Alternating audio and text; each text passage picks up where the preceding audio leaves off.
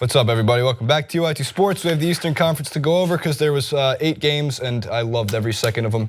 I missed some of them. I surfed this weekend. I got my ass handed to me. I surfed as well. Very choppy. Did you? Crowd surf. Crowd surf. Did you crowd surf? No, I wish I did. Is there video? No, I wish I did. A DJ that I've now fallen in love with called Tory Lanez, that everyone's going to be like, oh my God, you just now learned Tory Lanez? No, you're not me. But he crowd surfed from the stage to the back and then back.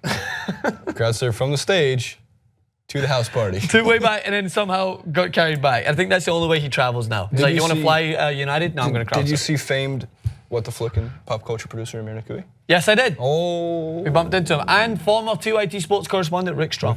And Chewy Chella? Never seen Chewy Chella. Didn't see Chewy Chella. Hashtag Chewy Chella.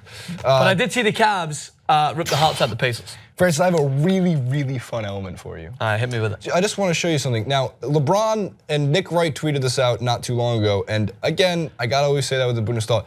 This is this is with the Cavs, okay? LeBron's playoff history. He's never lost in the first round, and then if you go to the Knicks, I just want you to take note that not only has he not lost in the first round, if you go to the next element, not only has he not lost in the first round, it's been 5 years since he lost a game. That's in the first round. And insane. I get it. The Bobcats, come on. The Bucks at that point, even the Knicks. Hey. The Bucks became a good team. Nathan Scott once played for the Bobcats from One Tree Hill. That's great. Easy with the Bobcats. Unbelievable reference. And I get it. But you understand that in this false history that people do want to say, and this is one of Nick Wright says a lot of things, man. And I regurgitate some of the good ones and leave out some of the bad ones, and he's not perfect. I think he even knows that. Michael Jordan lost a couple times in the first round of playoffs. He's lost a couple times in the second round of the playoffs. LeBron has never lost in the first round, and please don't give me the East is garbage. There's always been bad 8 seeds and bad 7 seeds, but the Pacers were a competitive 7 seed. The Knicks were a competitive 7 or 8 seed at that point. The Bobcats weren't. The Bucks possibly were. Here's the thing, Jason. Here's the important thing. LeBron James, again, proven with like 2 to 5 minutes of basketball last night in the fourth quarter, just how devastating he can be. Offensive, it's not clutch, though. Offensive rebound on the one end when I believe Kyrie's shot was missed to keep the play open, and then goes down the other end, defensive block, and sends the ball way up into the opposition stand, either way.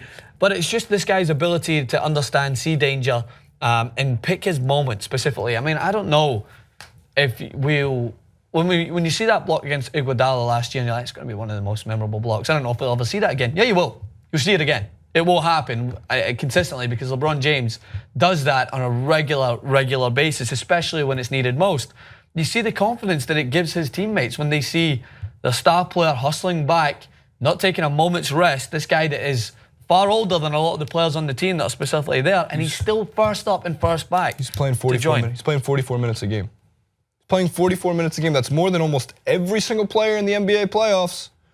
44 minutes a game. Now again, you're gonna go like, oh, please stop with the LeBron stuff. It's just that he's getting into this category of like stats that I used to joke about with Tom Brady. You can make up a statistic about Tom Brady and it might be true, like the Patriots or whatever, 97-4 at home when leading after halftime, and it turns out it's pretty close. That is soon you're going to be able to say LeBron James had a plus-minus in the playoffs career, everything outside the NBA Finals of like plus 1,000, and it will probably be that case. It's actually probably more than that. But in the Cavs case, the most important moment of that game, if we're being very real, was J.R. Smith's behind the back pass attempt that clunked off the legs of I forgot who, with 12.5 seconds left. Besides the disrespect that was, it was easily one of the funniest things I've ever seen in my life. J.R. Smith doesn't make behind the back passes. Why on God's earth is he in midcourt? You can just imagine LeBron, if he wasn't already receding in the front of his hair, would be pulling out that part of his hair thinking, I vouched for you to get a contract. You know, and by the way, you're going to throw behind the back pass. This is why I love Twitter. This is why I love our audience. I asked Twitter for someone, for the love of God, because I didn't see it live, please send me J.R. Smith's behind the back pass attempt. I had like 15 people be like, fam, I got you. Here it is, and they send me links. Thank you to all of you. Aaron Goatden was #1 and made sure everybody after that knew. Is Aaron Goat? Oh, Aaron Goat done. Done. The Bulls have a lot of problems, but namely Rajon Rondo is one. Rajon Rondo in the regular season did not look like he did, at least as beautifully as he did on the court in games 1 and 2 in Boston. He actually looked like he was like single-handedly going to devastate, which is such a, it's such a Rondo thing to get like a little more energy being back in Boston, play a little bit more maybe, because we know he's not the ideal work ethic guy. He's not Lillard. Good way to put it, Jason. He's not Lillard. He's not going to come in 9 to 5. Let's put it that way. I don't think so. And did you see, I wish I had the picture, he had a suit, a short sleeve suit. I don't know. And some people, so there's a lot of tweets that said, yeah or nah? And there's people like, yeah. And other people went, nah. I don't know. I'm gonna leave that one up to you. I don't know, man. I've not seen it. I'm sure we'll throw it up in post. Whilst you're talking, I'll see if I can find it. I wanted to get into the Smart versus Butler beef. I think that's a great beef because I think Jimmy Butler's right about this one. I think Marcus Smart acts tougher than he is. Jimmy Butler said, you ain't about that life in a great press conference. We're getting great press conferences, man. It's just, this has been a very good first round of the playoffs, I have to say. And I think compared to last year, it was built to be this way. I think this playoffs is giving us so much more to work with because it felt like last year the guarantee was almost sweeps all the way to the finals. Yeah. Once we get to the second round, I'd be shocked if a lot of these series are less than 6 games, maybe 5 for some. But yeah, thank you. General consensus? Yeah or nah? When do we zoom in? Corey, very important stuff here. General consensus what do we think? Is nah. Griffin, what do you think? A little too, I mean, I like the color. I like the maroons. I'm allergic to it. Yeah, Jason. Pocket square.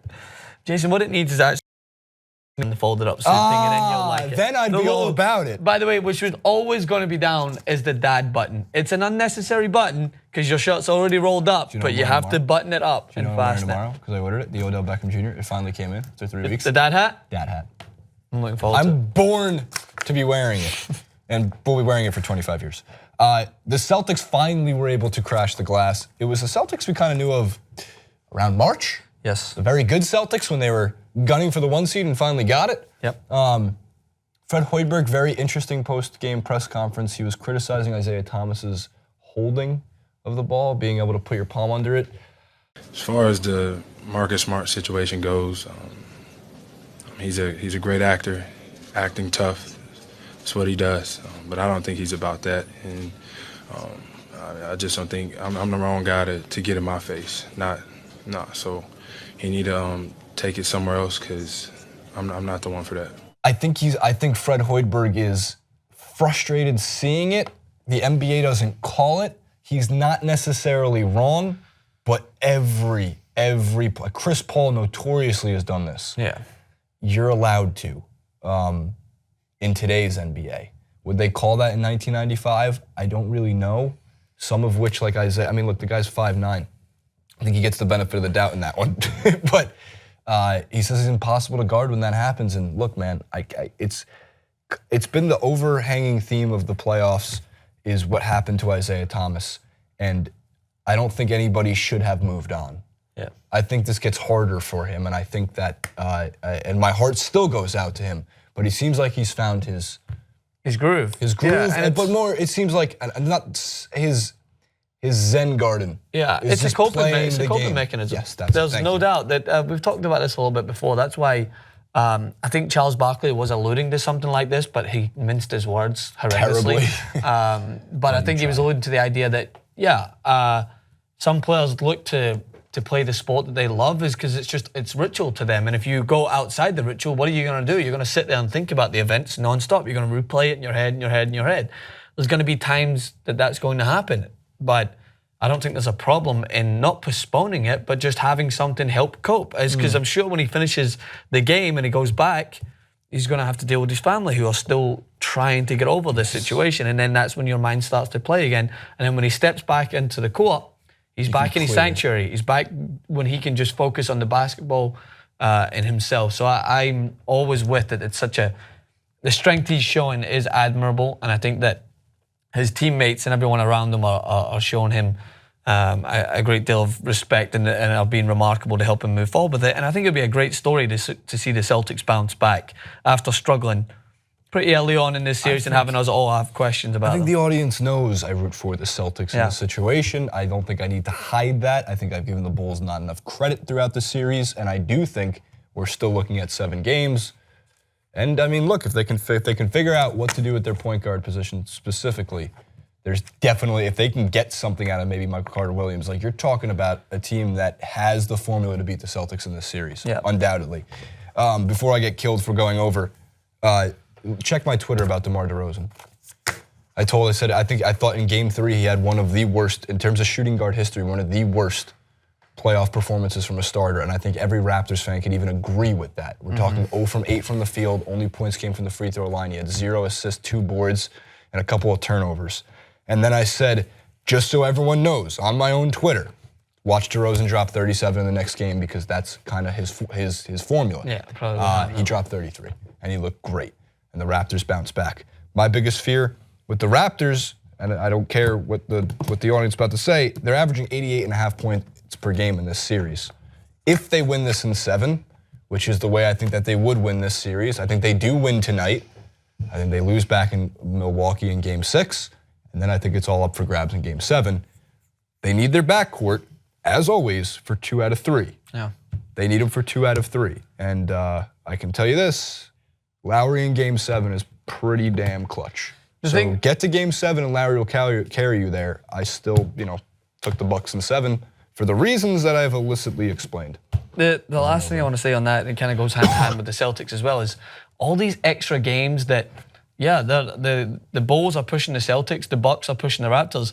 I think these extra games are going to start to add up, man. We've seen the detriment that it took against the Warriors, especially when they had longer games against OKC in Portland that they didn't expect, is when you come up against a team like the Cavs in the final, especially when the Cavs cruised through their NBA playoffs last year. They never dropped a game until the Raptors, I believe. I just worry for these teams that had such high prospects in the seeding to push the Cavs in a little bit of a closer gap this year. But the way the Cavs are playing and able to close out games, even when they're struggling, I think it's going to be a clean sweep.